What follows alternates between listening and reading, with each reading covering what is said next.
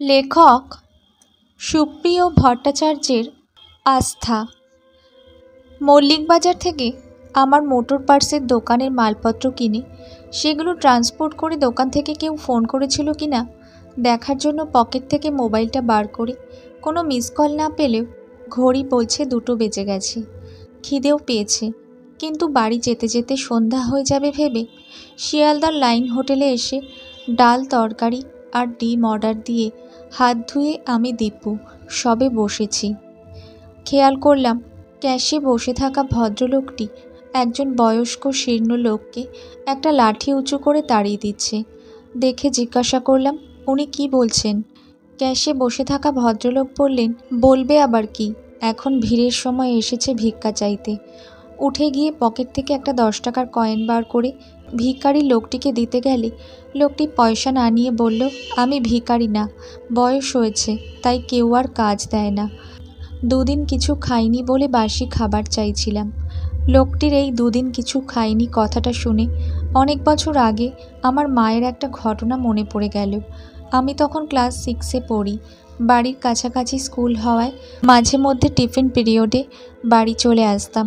সেদিন half day school হয়ে ছুটি হয়ে যাওয়াতে বাড়িতে এসে দেখি মা পুজো করে সবে উঠেছেন। আমাকে দেখে মা বললেন, কী রে, পায়খানা পেয়েছে বলে বাড়ি চলে এসেছিস? না বলে বললাম, আমাদের স্কুল ফুটবল খেলায় ইন্টার স্কুল চ্যাম্পিয়ন হয়েছে বলে আজ টিফিনে ছুটি হয়ে গেছে। মা তখন বললেন, যা বইপত্র রেখে পুকুর থেকে হাত পা ধুয়ে এসে আমার সাথে খেতে বস। বইপত্র রেখে স্কুলের জামা প্যান্ট ছেড়ে অন্য একটা প্যান্ট পরে পুকুরের দিকে যাচ্ছিলাম হাত পা ধুতে।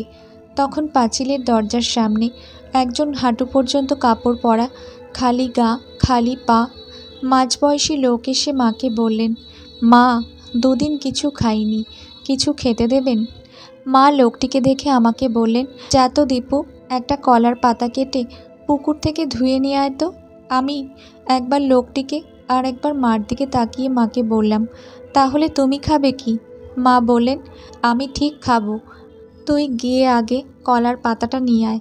একটা অভুক্ত মানুষকে দেখে আমি খাই কি করে? আমি দা নিয়ে কলার পাতা কেটে সেটাকে পুকুর থেকে ধুয়ে নিজেও হাত পা ধুয়ে মার কাছে নিয়ে গেলে মা বললেন, পাতাটা বারান্দায় পেতে দে। আমি পাতাটা পেতে দিলে মা লোকটিকে উঠে বসতে বলে আমাকে 1 গ্লাস জল দিতে বলে মা বললেন, উনুনটা ধরাতে পারবি? বললাম, তুমি যেভাবে ধরাও আমি দেখেছি, পারবো। তবুও মা বললেন, 2টো ঘুঁটে এনে উনুনটা ধরিয়ে কয়লা দিয়ে দে। বুঝতে পারলাম আবার নতুন করে ভাত রান্না হলে তারপর মা খাবেন।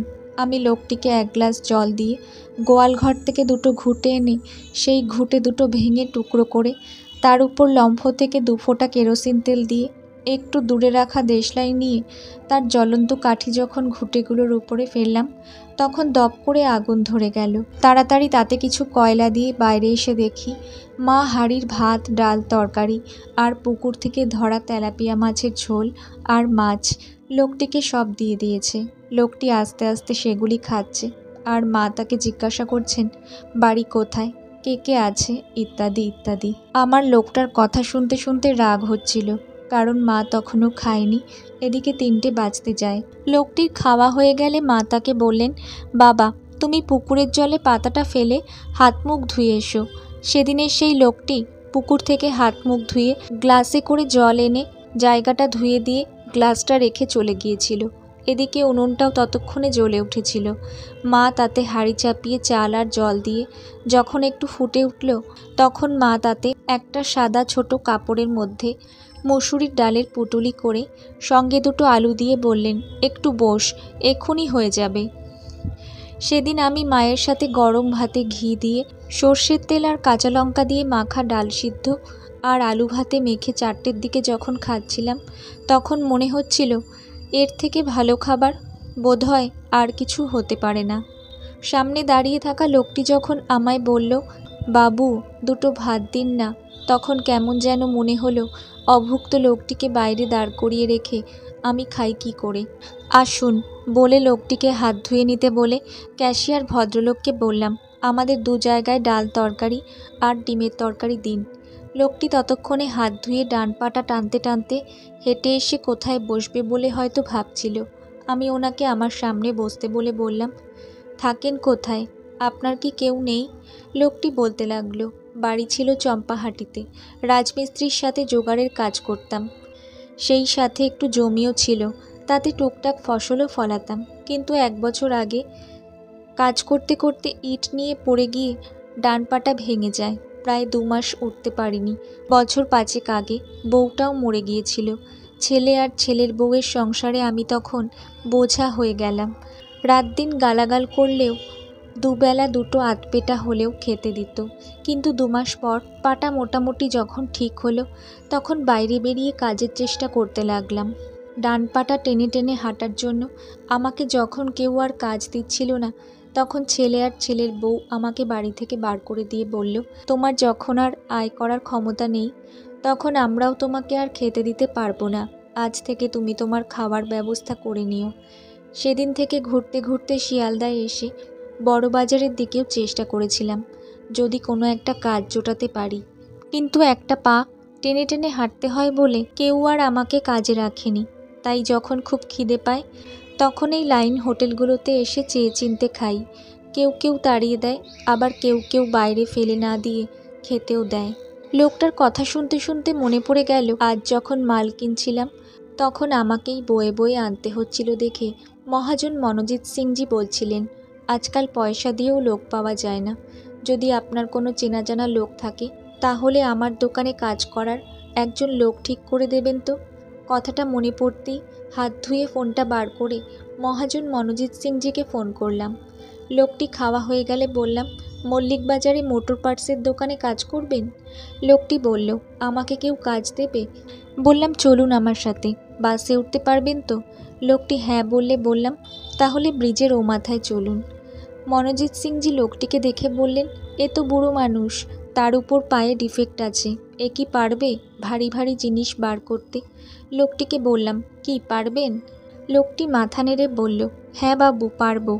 মহাজনকে বললাম, লোকটার থাকা খাওয়ার জায়গা নেই, কটা দিন রেখেই দেখুন না, যদি না পারে তখন না হয় ছাড়িয়ে দেবেন।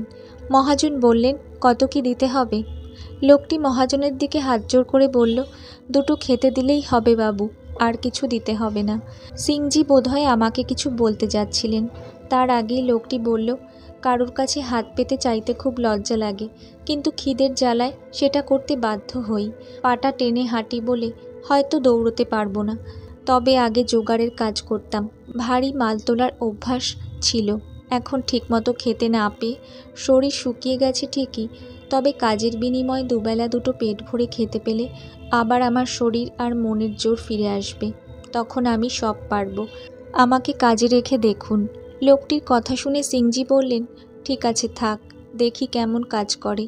মনে মনে খুশি হয়ে লোকটিকে বললাম, তাহলে লেগে পড়ুন, আর চেষ্টা করুন যত তাড়াতাড়ি সম্ভব গাড়ির পার্টসপত্রের নামগুলো শিখে নিতে। সিংজিকে নমস্কার করে, অনেক ধন্যবাদ আপনাকে লোকটিকে একটা সুযোগ দেওয়ার জন্য, বলে বললাম, আজ আমি আসি, আমার আবার ট্রেন ধরতে হবে। বলে বাসের জন্য রাস্তার উল্টো পিঠে এসে দাঁড়ালাম।